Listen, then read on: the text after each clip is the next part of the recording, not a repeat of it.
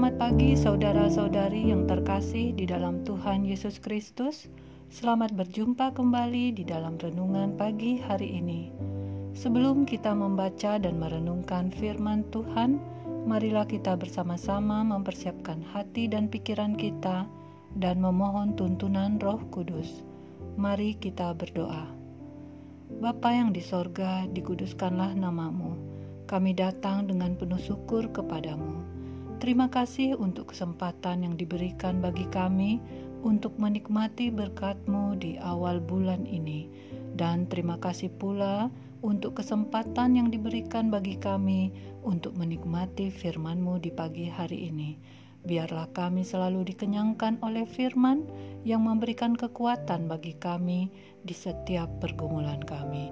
Ampunilah dosa dan kesalahan kami ya Bapa, dan dengarlah doa kami ini yang kami naikkan melalui nama Tuhan Yesus Kristus. Amin. Saudara-saudari yang dikasihi Tuhan, renungan firman Tuhan pada pagi hari ini terambil dari Keluaran pasal 19 ayat 1 sampai ayatnya yang ke-6. Saya akan membacakannya untuk kita.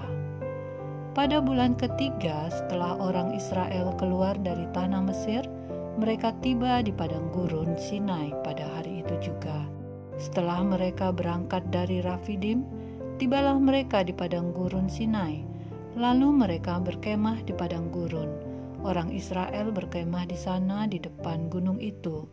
Lalu naiklah Musa menghadap Allah, dan Tuhan berseru dari gunung itu kepadanya, "Beginilah kau katakan kepada keturunan Yakub dan kau beritakan kepada orang Israel. Kamu sendiri telah melihat apa yang kulakukan kepada orang Mesir dan bagaimana aku telah mendukung kamu di atas sayap Raja Wali dan membawa kamu kepadaku. Jadi sekarang, jika kamu sungguh-sungguh mendengarkan firman-Ku dan berpegang pada perjanjian-Ku, maka kamu akan menjadi harta kesayanganku sendiri dari antara segala bangsa, sebab akulah yang empunya seluruh bumi. Kamu akan menjadi bagiku kerajaan imam dan bangsa yang kudus. Inilah semuanya firman yang harus kau katakan kepada orang Israel." Saudara-saudariku yang terkasih, judul renungan pada pagi hari ini adalah setia dan berpegang pada firman Tuhan.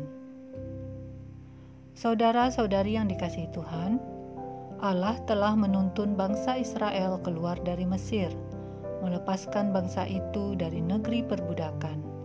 Mereka memang belum sampai ke tanah yang Allah sudah janjikan, tetapi Allah sudah menunjukkan kesetiaannya di dalam memelihara dan menjaga bangsa Israel. Bagaimana dukungan yang Allah berikan kepada bangsa itu sudah disaksikan secara langsung oleh bangsa Israel. Sangat nyata kasih Allah kepada bangsa itu. Sebagai yang empunya seluruh bumi, sebagai pemilik otoritas tertinggi, wajarlah jika Allah berkata kepada mereka, sebagaimana kutipan dari ayat 5. Allah berkata untuk bangsa Israel, "Jika kamu sungguh-sungguh mendengarkan firman-Ku dan berpegang pada perjanjian-Ku, maka kamu akan menjadi harta kesayangan-Ku sendiri dari antara segala bangsa." Luar biasa janji yang Allah berikan itu, dan bahkan Allah juga berjanji bahwa akan menjadikan bangsa Israel sebagai kerajaan imam dan bangsa yang kudus, bila bangsa itu setia berpegang pada perjanjian dan mendengarkan firman Tuhan.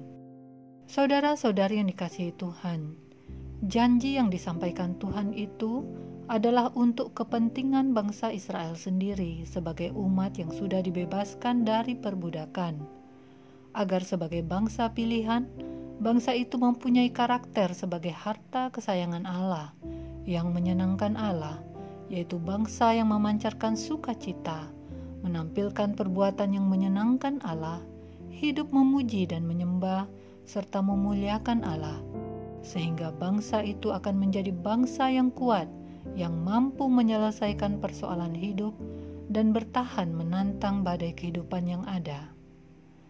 Saudara-saudari yang dikasihi Tuhan, alangkah baiknya Allah kepada bangsa Israel.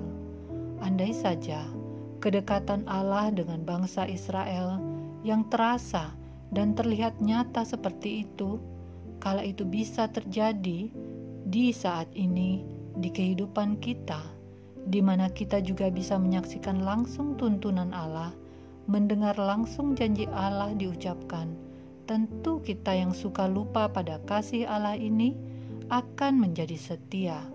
Bisa saja karena takut binasa, bisa juga karena mengambil pilihan, karena ada hadiah berkat yang dijanjikan, karena kecenderungan manusia itu akan lebih percaya jika sudah melihat bukti nyata, melihat dengan mata kepala sendiri.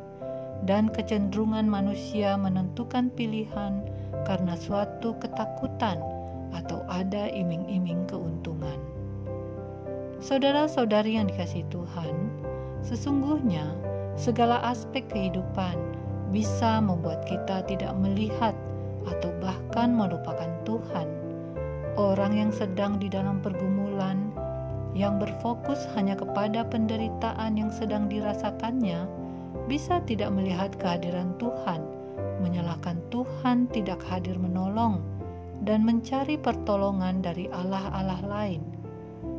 Demikian pula orang yang sukses, karena larut di dalam kesuksesan, larut di dalam kesombongan diri, yang percaya akan kekuatan diri sendiri, maka situasi ini juga bisa membuat orang melupakan Tuhan. Saudara-saudari yang dikasihi Tuhan, kita menaati Tuhan bukan sebagai hukuman, tetapi kita menaati Tuhan adalah sebagai buah anugerah dari Tuhan yang telah berkarya menyelamatkan kita. Bila kita menyadari hal tersebut, maka dengan sendirinya kita akan menjaga kesetiaan kita kepada Tuhan.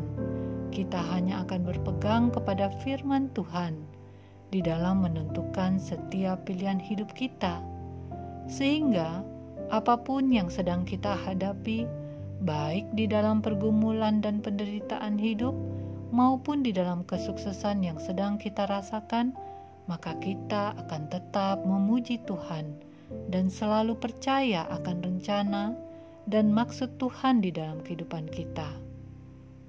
Saudara-saudari yang dikasihi Tuhan, Tuhan menginginkan kita bersungguh-sungguh mendengar dan melakukan firman Tuhan, hidup kudus, setia, dan berpegang pada firman Tuhan saja, sehingga kita bisa menjadi harta kesayangan Tuhan yang akan menerima janji-janji Tuhan yang tidak berubah itu.